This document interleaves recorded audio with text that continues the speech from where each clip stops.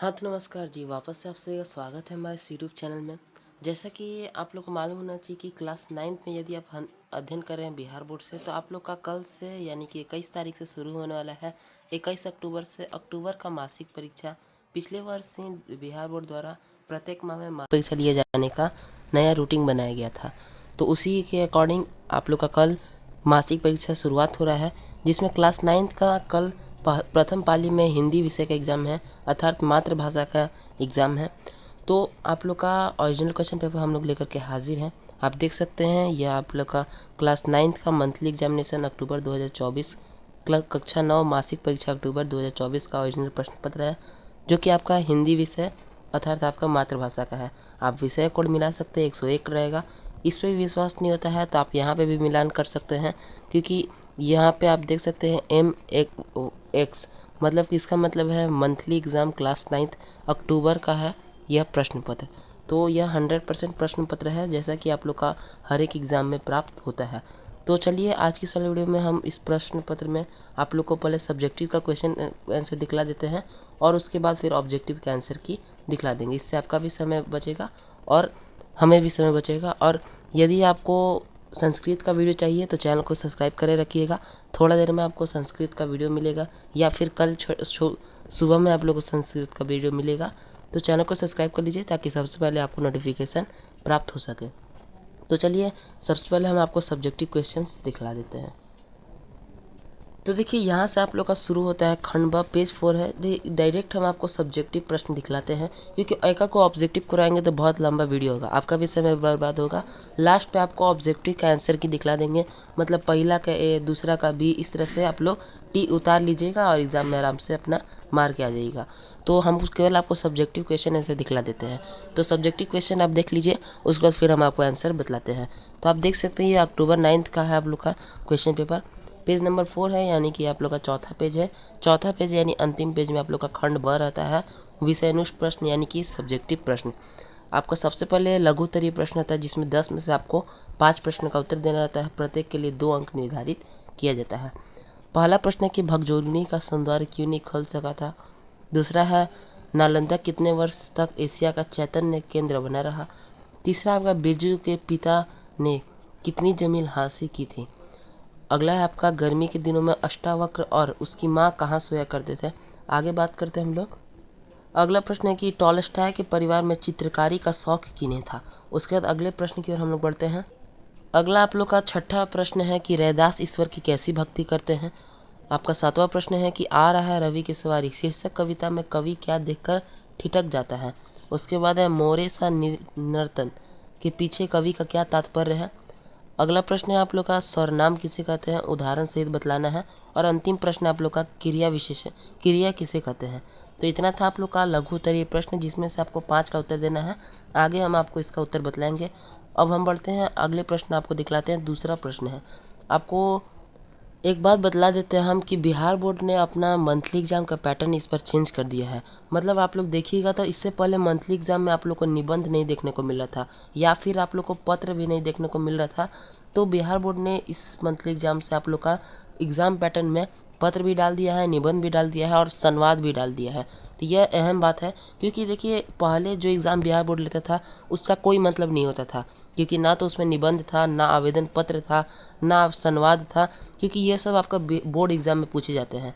लेकिन अब बिहार बोर्ड द्वारा अक्टूबर मासिक परीक्षा से यह निबंध शुरुआत कर दिया गया है। और आप 9th ही क्लास नहीं, यह 9th class, 10th class, 11th class और 12th क्लास सभी क्लास में अब निबंध भी आ रहा है। तो यह आप लोग को जानकारी होना चाहिए। और निबंध जहाँ तक बहुत सारे बच्चों के लिए आसानी भी होता है बनाने में, क्योंकि आपको बना बना करके लिख देना रहता है। तो दूसरा प्रश्न है कि निम्नलिखित में से एक विषय पर 250 से 300 पदों में आप लोग को निबंध लिखना है। पहला है मेरे जीवन का लक्ष्य, मतलब आपके जीवन का क्या लक्ष्य है, इस पे लिखना है। दूसरा है समय का सदुपयोग, मतलब समय के सही उपयोग पे लिखना है आप लोग का। तीसरा है मेरे प्रिय शिक्षक। और चौथा है दुर्गा पूजा। ये जो दुर्गा पूजा पे आप लोग देख रहे हैं, यह क्लास 10th में भी ये निबंध आया है। तो जो भी 10th वाले होंगे उनको बतला दें कि उनका हिंदी का ओरिजिनल क्वेश्चन पेपर डला गया है चैनल पे। अभी संस्कृत उन लोग का जल्द ही आने वाला है। तो चलिए अब हम लोग तीसरा नंबर प्रश्न की ओर बढ़ते हैं। दूसरा नंबर प्रश्न में आप लोग को निबंध करना था। तो देखिए तीसरा प्रश्न में जैसा कि हमने आपको बतलाया कि आपके पास पत्र भी इस बार दिया गया है और संवाद भी दिया गया है। पत्र लिखना है आप लोग को पुस्तक खरीदने हेतु पैसा मांगने पर पिताजी के लिए पत्र लिखना है, और अथवा में है मतलब कि आप दोनों में से किसी एक का उत्तर आप लोग को देना है। विद्यालय में नए शिक्षक के आने को लेकर दो दोस्तों के बीच संवाद लिखना है। संवाद का मतलब बातचीत लिखना है। संवाद वैसे बहुत सारे लोगों को हार्ड लगता होगा, लेकिन सबसे आसान हिंदी में संवाद ही है, क्योंकि आप जो रेगुलर अपने दोस्तों से बातचीत करते हैं या अपने माता पिता से बातचीत करते हैं, गुरु से बातचीत करते हैं, मतलब जिस टॉपिक पे दिया जाता है, जो भी आप अब दैनिक कार्य में जिस तरह से बातचीत करते हैं वही आपको संवाद में लिख देना रहता है। तो यह तो थे आपके प्रश्न। अब हम बढ़ते आते हैं इनके उत्तर। तो देखिए यहाँ से आप लोग का शुरू होता है लघु उत्तरीय प्रश्न हम लोग लाए हैं, जो कि आपको 10 प्रश्नों में से केवल 5 प्रश्न का उत्तर देना है, लेकिन हम लोग आपके लिए 6 प्रश्न ला दिए हैं। जो भी आपको याद होता है वो लिखिएगा, वरना एक प्रश्न छोड़ दीजिएगा। तो देखिए पहला प्रश्न था आप लोग का, भगजोगनी का सौंदर्य क्यों नहीं खिल सका। तो आप लोग इसका उत्तर लिख सकते हैं कि भगजोगनी अनाथ बच्ची गरीब चक्की में पीसी गई थी और उनके बातों के अलावा को जून में का खाना भी नसीब था। मतलब आप लिख सकते हैं खुद से भी बना के कि उसे खाना नसीब नहीं था, उसके सिर पर तेल लगाने वाला कोई नहीं था। इस प्रकार से आप लिख सकते हैं। इससे बेहतरीन जवाब यदि आपको मिलता है तो आप लिख सकते हो। यह ज़रूरी नहीं है कि आप यही जवाब लिखिएगा, लेकिन यह भी लिखिएगा तो आपके एग्ज़ाम में आपको नंबर मिल जाएंगे। अगले प्रश्न की बात करते हैं। दूसरा कि नालंदा कितने वर्षों तक एशिया का चैतन्य केंद्र बना रहा। तो यह 800 वर्षों तक। आप इसको लिख सकते हैं, वीडियो पॉज करके आप कॉपी में नोट कर लीजिए या फिर स्क्रीनशॉट ले लीजिए। अगले प्रश्न की बात करते हैं। अगला प्रश्न है कि बिरजू के पिता ने कितनी ज़मीन हासिल की। तो 5 बीघा ज़मीन हासिल की। अब उसके बाद बात करते हैं हम लोग रैदास ईश्वर की कैसी भक्ति करते हैं। तो रैदास खुद को ईश्वर का दास स्वरूप मानते हैं। उसकी भक्ति मालिक और दास के रिश्ते की तरह है। मालिक और दास के रिश्ते की तरह है रैदास की भक्ति। और आपका अगला प्रश्न है कि आ रही है रवि की सवारी शीर्षक कविता में कवि क्या देखकर ठिठक जाता है। तो देखिए कवि यही देखकर ठिठक जाता है कि जो रात का राजा है चांद, वो जैसे ही सुबह का किरण आता है, मतलब सूरज भगवान का किरण जैसे ही आता है तैसे ही वह दुम दबाकर भाग जाता है, वैसे ही वह छिप जाता है। यही देखकर कवि ठिठक जाता है। आप अपनी भाषा में लिख सकते हैं, क्योंकि एग्ज़ाम में बोला जाता है कि जितना हो सके अपने भाषा में शब्द का उत्तर देना है।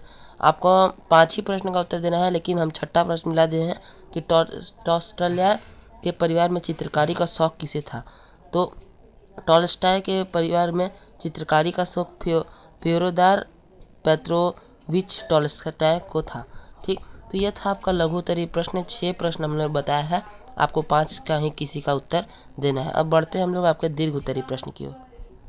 तो देखिए आप लोगों को दूसरा प्रश्न में दीर्घ उत्तरीय प्रश्न जो था उसमें आपका दूसरा नंबर जो प्रश्न था, दूसरा नंबर प्रश्न में आप लोग को किसी एक टॉपिक पे निबंध लिखना था।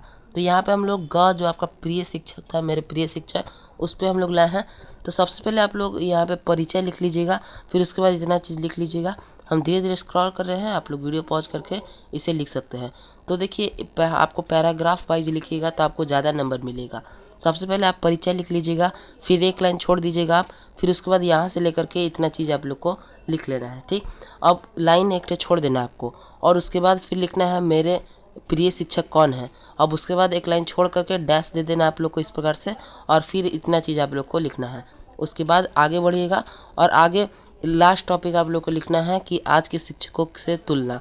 अपने शिक्षक जो हैं आपके प्रिय, उनका आज के शिक्षक से तुलना आपको इतना लिख करके और लाइन एक नीचे करके, और फिर आपको इतना चीज़ लिख लेना है, आपको पूरा का पूरा नंबर मिल जाएगा। और हम आपसे माफ़ी चाहेंगे कि आपका जो पत्र था, या अपने पिता पास पत्र था पैसा मांगने को लेकर, वह वाला हमको नहीं मिल पाया है, या फिर आपको जो संवाद था यह भी नहीं मिल पाया है। तो आप खुद से ढूंढ लीजिएगा। आशा करते हैं कि आप ढूंढ लीजिएगा, लेकिन अगर नहीं मिलता है तो हम सुबह तक कोशिश करते हैं कि आपको प्रोवाइड करवा दें। उम्मीद करते हैं कि आपको वीडियो पसंद आया होगा। वीडियो पसंद आया तो वीडियो को लाइक करिएगा, यदि पसंद नहीं आया तो लाइक करने का आवश्यकता नहीं है, परंतु अपने दोस्तों पास ज़रूर शेयर करिएगा। और चैनल को सब्सक्राइब कर लीजिए, ताकि अभी संस्कृत का जो वीडियो आया है उसका नोटिफिकेशन आपको पहले प्राप्त हो सके। तो चलिए फटाफट हम मिलते हैं आपसे अगले वीडियो में। तब तक के लिए जय हिंद।